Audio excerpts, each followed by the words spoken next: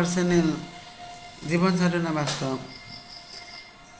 Subscribe the channel immediately.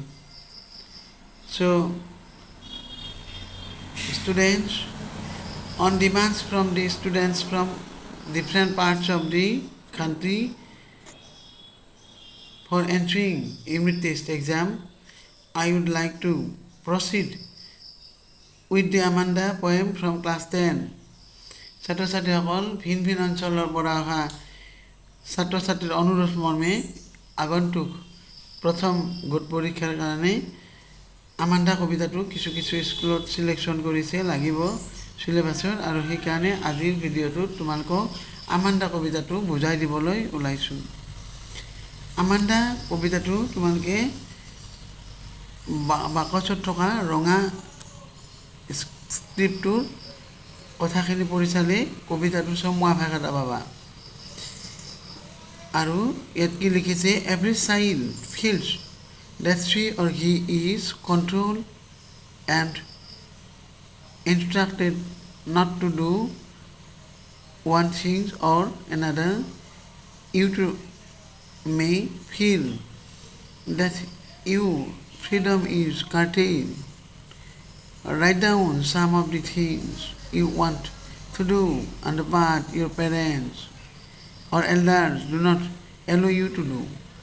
To read the poem aloud from pair such each reading alternative stanzas and you are in for surprise.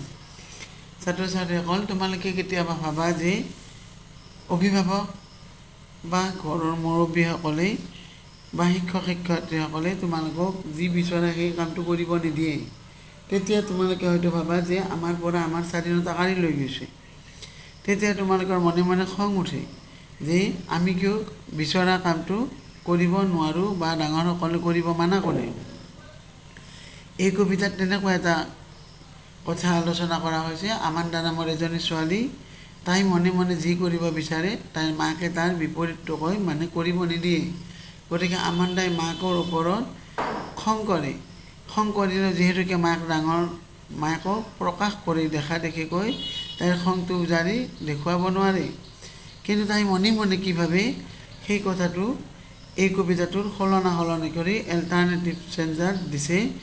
মানে ইয়াৰ দফাৰ কিছুমান দফা মাকে কৈছে আৰু কিছুমান দফা আমাণ্ডাই নিজৰ মনেৰে ভবা কথাটো এক্সপ্ৰেছ কৰিছে। আমাণ্ডাই ভবা কথাবিলাক উইদিন ব্ৰেকেটত আছে, সেইকাৰণে যে তাই কথাটো মাকৰ আগত প্ৰকাশ কৰি ক'ব নোৱাৰে, কিন্তু মনেৰে ভাবে। মনেৰে ভবা কাৰণে তাইৰ কথাটো উইদিন ব্ৰেকেটত লিখা হৈছে। চোৱাচোন এইবোৰ পেৰেগ্ৰাফ মই পঢ়ি দিছোঁ, ভালদৰে শুনা অসমীয়া। Don't bite your nails, Amanda. Amanda, তোমাৰ নখকেইটা তুমি নাকামুৰিবা। Don't hunch your shoulders, Amanda. আৰু তোমাৰ ঘাৰখন কোচ খাই মানে কোজা কৰি নবহিবা। Stop that slouching and sit up straight, Amanda. আৰু বেকা হোৱাটো বন্ধ কৰি পোনছাতে স্থিৰ হৈ বহা। প্ৰথম ষ্টেঞ্জাত তোমালোকে গমেই পাইছা নিশ্চয়, মাকে আমাণ্ডাক কিছু কাম কৰিবলৈ মানা কৰিছে। যেনে নখ কামুৰিবলৈ মানা কৰিছে, কোচ খাই বহিবলৈ মানা কৰিছে আৰু পোনছাতে চিধা হৈ বহি থাকিবলৈ কৈছে। So in the first stanza, Amanda is instructed by her mother not to bite her nail, not to not to hunch her shoulders and slouching or sit up straight. And now come to the second stanza. There is a languid emergency. Languid emergency, এতিয়া আমাণ্ডাই মনে মনে ভাবিছে শান্ত সেউজীয়া সাগৰটোৱে ভাল। Where the sole inhabitant is me, য'ত কেৱল ময়ে বাসিন্দা খাম। অৰ্থাৎ আমাণ্ডাই মনে মনে ভাবে তাই যেন সাগৰত যাই সেউজীয়া সাগৰত অকলে থাকিব, মায়েকৰ ওচৰত মানে বাধা শুনি থকাতকৈ। এই মাৰ্মেইড ৰিট্ৰিং ব্লিছফুলি, আৰু তাতে আশীৰ্বাদ প্ৰাপ্ত হৈ তাই যেন জলপৰীৰ নিচিনা শান্তিৰে থাকিব। এতিয়া 3 নম্বৰ দফাত আকৌ মাকে কৈছে, Did you finish your homework, Amanda? তুমি তোমাৰ গৃহকাৰ্য সমাপ্ত কৰিলানে Amanda? Did you tidy your rooms? Amanda, তুমি তোমাৰ কোঠাটো চাফ চিকুণ কৰিলানে? I thought I told you to clean your shoes. মই ভাবোঁ মইতো তোমাক জোতাও চাফ কৰিব কৈছিলোঁ, আমাণ্ডা। গতিকে in next stanza, third stanza, her mother asked her few questions, whether she had done her homework, whether she tidied her room, and whether she cleaned her shoes. তাই গৃহকাৰ্য কৰিলেনে, ৰুমটো চাফা কৰিলেনে, জোতা চাফা কৰিলেনে সুধিছে। তেতিয়া তাইৰ আকৌ খং উঠে মনে মনে। তেতিয়া তাই মনে মনে ভাবে, আই এম এন অৰফেন, মই মাউৰা হ'লেই ভাল হ'ল হ'ল, মানে মাক দেউতাক নোহোৱা। ৰমিং দি ষ্ট্ৰীট, তেতিয়া ৰাস্তাত ৰাস্তাই ঘূৰি ফুৰিব পাৰিলোঁ হ'ল। আই পেটাৰ্ণ চব dance with my house bar field, খালী ভৰিৰে মই ঘূৰি ঘূৰি ফুৰা এটা যেন মই চিহ্ন বা এক্সাম্পল উপমা হ'লোহেঁতেন। মানে প্ৰথম তাইয়েই হ'লহেঁতেন যে খালী ভৰি ঘূৰি ফুৰিব পাৰে। The silence is golden and freedom is sweet.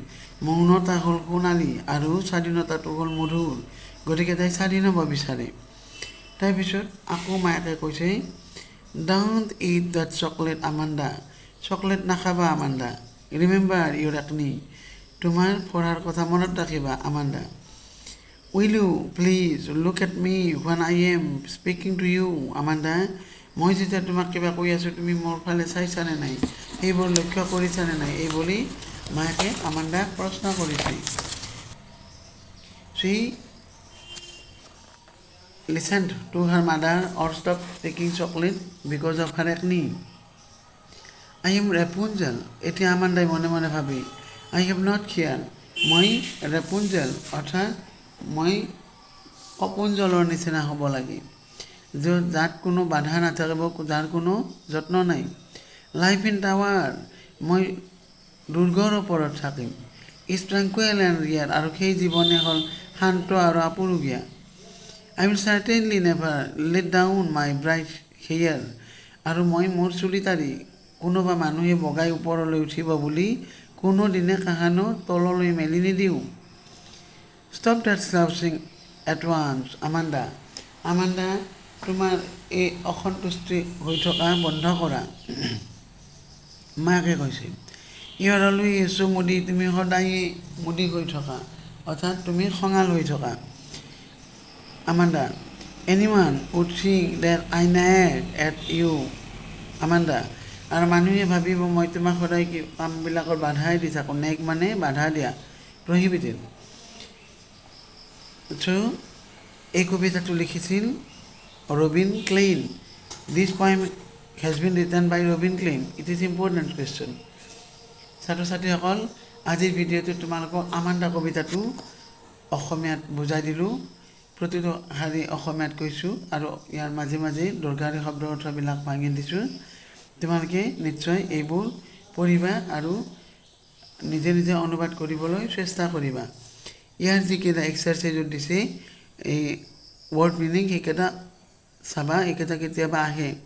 Language, relax, drifting, moving slowly, pattern, make patterns, and tranquil, calm. ছাত্ৰ ছাত্ৰীসকল, আজিৰ ভিডিঅ'ত তোমালোকক এইখিনি দিলোঁ আৰু এইখিনি তোমালোকে নিশ্চয় ভালদৰে বুজি পাইছা।